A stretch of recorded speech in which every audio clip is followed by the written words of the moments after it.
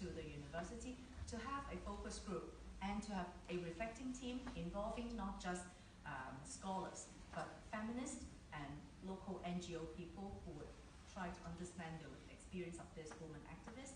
And then suddenly I decided maybe there is a way to allow this woman's story to be heard. And what is the ideal place where women's suffering will be recognized? I think it's the theater, because with the lighting, music, and everything, everyone just have to listen. Just have to respect these sufferings. So these are the stories of the 7 activists, plus I invited a legislative councillor and 1 failed district board councillor, and then some also women who have actively participated in the movement to participate in this theatre. So you look, so by now you know the project is on Hong Kong man and woman discussion, and then the woman activist. It's actually an ongoing experiment. I don't know how that will end or whether there should be a new phase to this project. I really don't know, because as Hong Kong develops, every day there are bad news. Every day there are new developments in society, and these have always been the inspiration for encouraging me to find new ways to produce knowledge, new ways of listening to these people's stories, and hopefully our research is also some sort of therapy. Hong Kong people have gone through so much in the past 2 years. Many of them are depressive.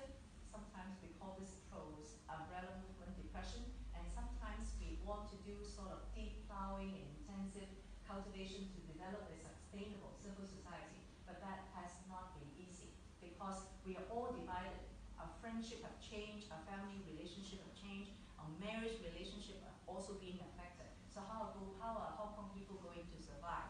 So I feel social research, therapy, social research can be therapy, and sometimes all these therapeutic adventures would also be important, will also provide us with important information useful for developing theories or developing other innovative methodologies. Because we've integrated discussion with the presentation, so we still have 10 minutes. So is any question about Hong Kong, about research? Yes?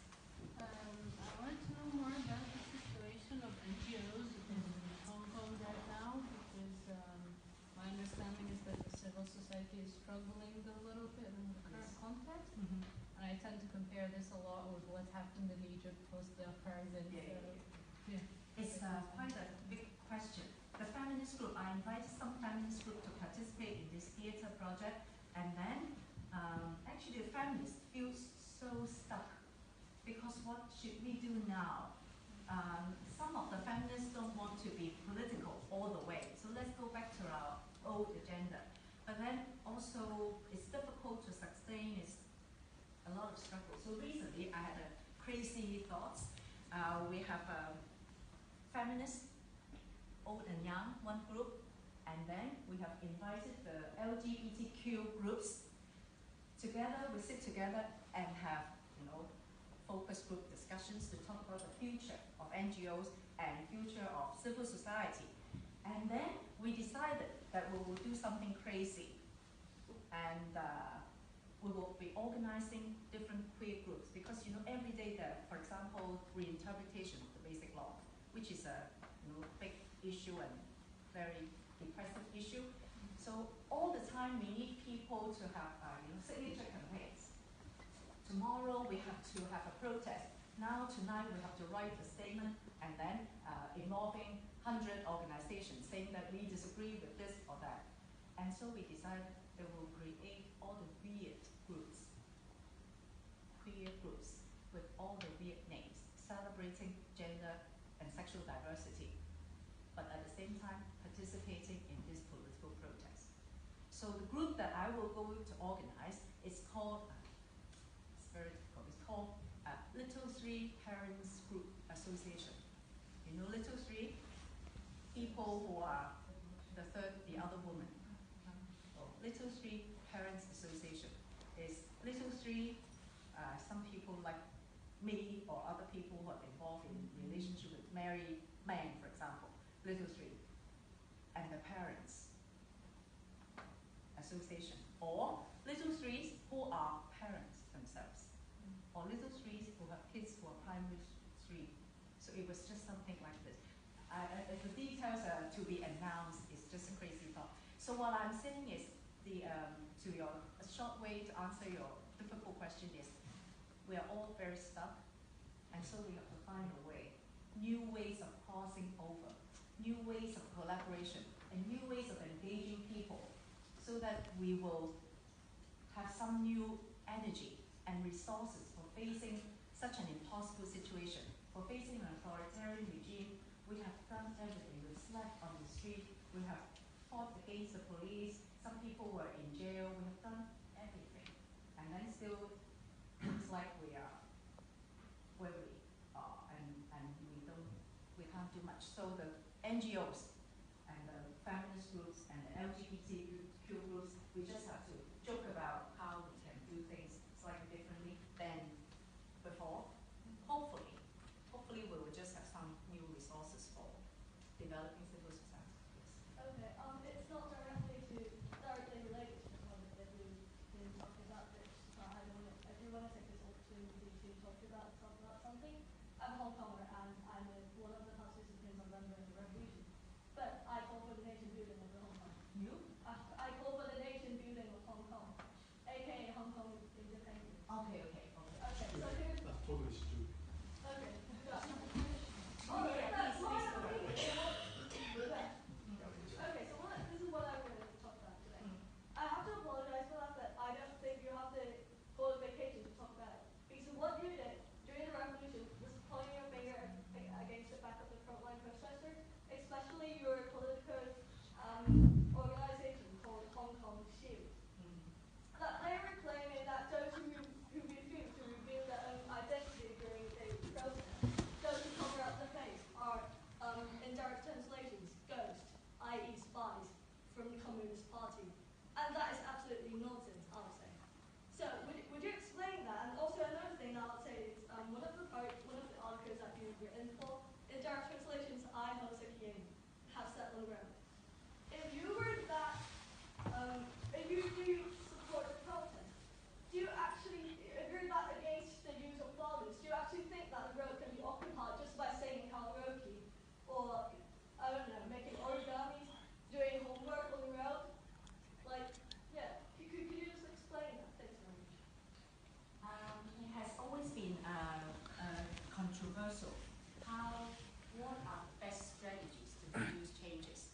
So on one side, there are people like myself, or what some people call the left plastics, that they always think about reason, peaceful protest, non-violence, non-vulgar language, and these people are being seen as not just as useless, but they are also obstacles to real revolution. So people like myself and my group were often being teased and being attacked because you're useless. What you've done can produce no real changes, and not only that, you're blocking the way. So there are a lot of attack and discussion, and we don't have answers to the questions as to what are the solution to the problem. So actually, we are very open to hear people like yourself. What do you think are the better ways of, bringing about changes? It's not about getting a better way, it's about not to, like, point your fingers against those who choose to risk their own safety to do the protest. Like, if you choose not to do it, you can just sit there. I don't mind you doing that. But what's the point of pointing your fingers against them and saying, like, oh, they're nothing to do with us, they're spies from the Communist Party? That's a very, very mean thing to do, and that is nothing, like, that helps nothing. I don't know But exactly what is I mean, it's not a matter about the method that you choose to protest. It's about, why do you not respect the methods chosen by the others? Like, for example, I chose to risk my safety to stand in front of the police at protest. So why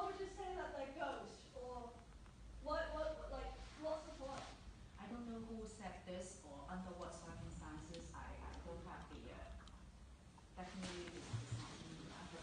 Maybe some people in my group have made a remark somewhere on Facebook that I don't know, but then it's not, definitely not in the ideas of this violence monitor group that we will constantly risk their lives to do things. But anyway, I'm not in the best position. I don't think Hong Kong society should accept this kind of irresponsible action. You don't seem to learn from history. Idealism will not give you a better government. Just having idealism will not do. But anyways, that's what I learned.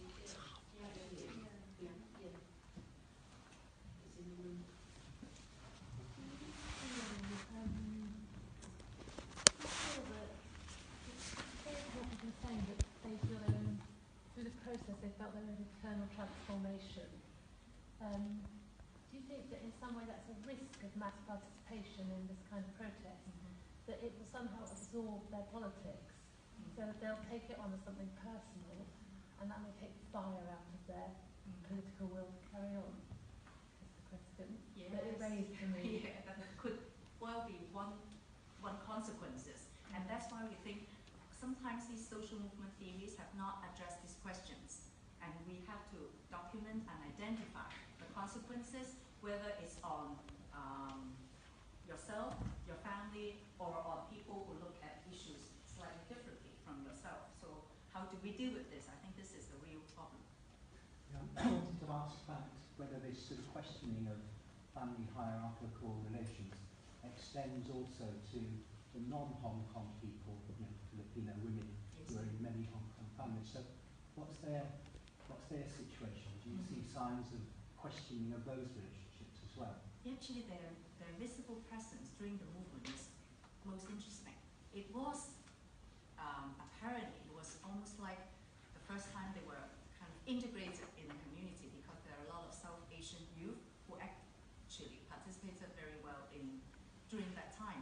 But then every time when I presented this, I was being challenged.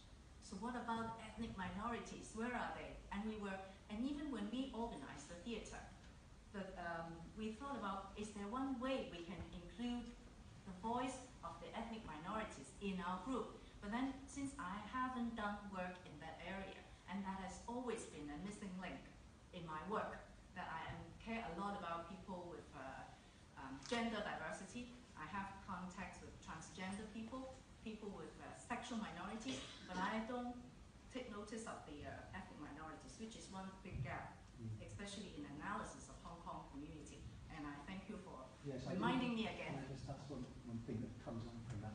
I mean, I didn't mean that there was, I'm not surprised it was very difficult to engage those people in a public context, because that's a big ask, an even bigger ask for them, given their kind of marginal position. But whether you had any evidence from the discussions that you had of people who were beginning, to question those relationships within the family, not just encourage them then to come and join bigger movements on the streets. But that's an interesting issue for further exploration. I don't have that data so far. I'm really sorry to interrupt here, because we put the room until 8 o'clock, and we will be locked in if we don't invite them. So I do appreciate this really provocative and inspiring talk, and thank you everyone for contributing to this emotive, somehow yet challenging discussion. And there's a sheet going about, and if you're interested in any kind of information regarding talks that's organized by Center for Human Rights and Women's Studies, and please make sure you sign it with your email address on it. And I do apologize having to cut this discussion short.